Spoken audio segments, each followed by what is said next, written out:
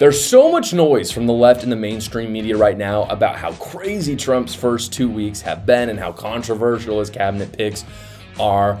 And we just got the polling out on the approval ratings for his cabinet, and they pretty much refute everything that the mainstream media is saying. So without further ado, I want to show you the approval ratings for kind of the most prominent members of Donald Trump's cabinet. Here they are. We'll start at the top. We have RFK Jr. with a +7 net approval rating. What that means, when it says +7, what it means is there are 7% more that approve than disapprove. So if he has a 47% approval rating, then that means if he has net 7, that means his disapproval would be 40. So it doesn't necessarily mean he's at 57 if it's +7. It just means 7% more support him than don't support him. RFK Jr. is at +7. That's the highest one. That's very, very supportive, by the way. That's great favorability rating. The fact that people are talking about RFK Jr. not getting approved is crazy. And frankly, if people don't, it would be wild to me. But I think they will, because they'll look at these numbers and they know that they're going to have hell to pay with their constituents if they don't nominate or if they don't confirm RFK Jr. Pam Bondi +2, very good.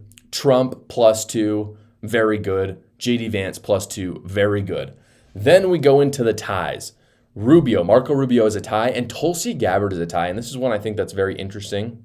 Tulsi Gabbard has had more mud thrown at her, more lies thrown at her than anyone else except for maybe Donald Trump.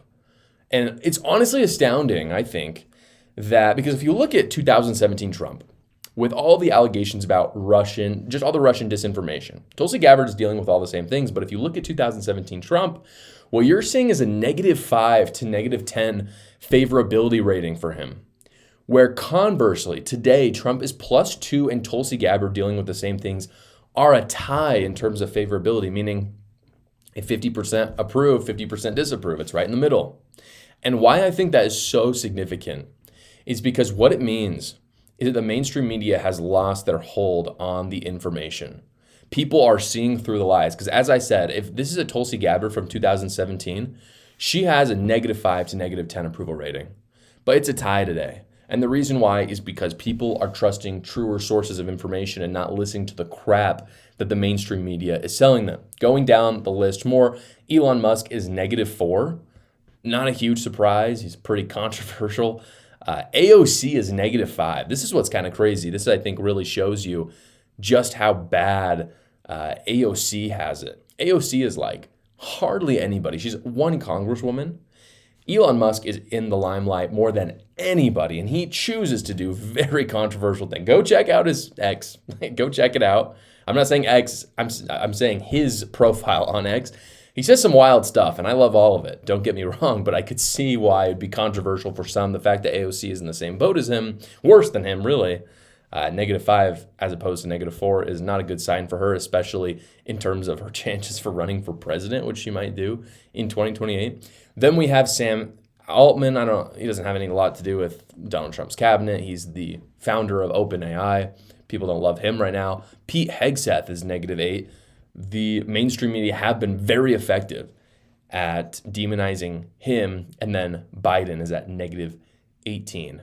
So all of this, you look at all these people, except for AOC and Sam Altman, all of these people are on Trump's team, or they're Trump himself.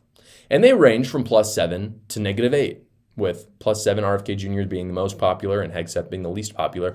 But even the least popular is 10% better than the person who just left the White House for Democrats. That is how bad it is for Democrats right now. Again, Hegseth, not super popular, -8. Biden, -18. I just can't get over those numbers.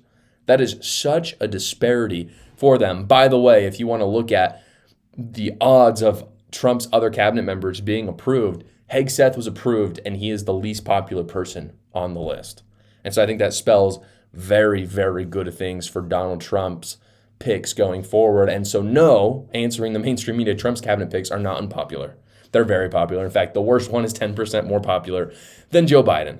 They are hugely popular, even despite all the lies from the mainstream media. So I have no doubt that they're going to get confirmed. I think every single one.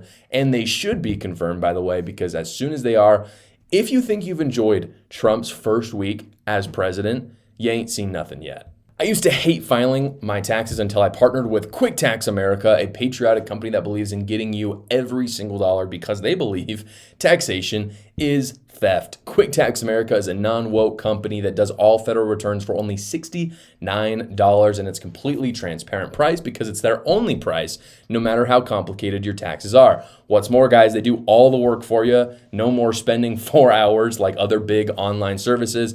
Instead, you simply upload your files, answer a few questions, and schedule a 15-minute finish your return call with a tax professional, and they do all the rest of the work. Go check them out at quicktaxamerica.com when you get your tax documents, or you can go to the link in the description below. Thank you so much for watching, guys. If you haven't already, go down below, like the video, subscribe to my channel, and watch another video.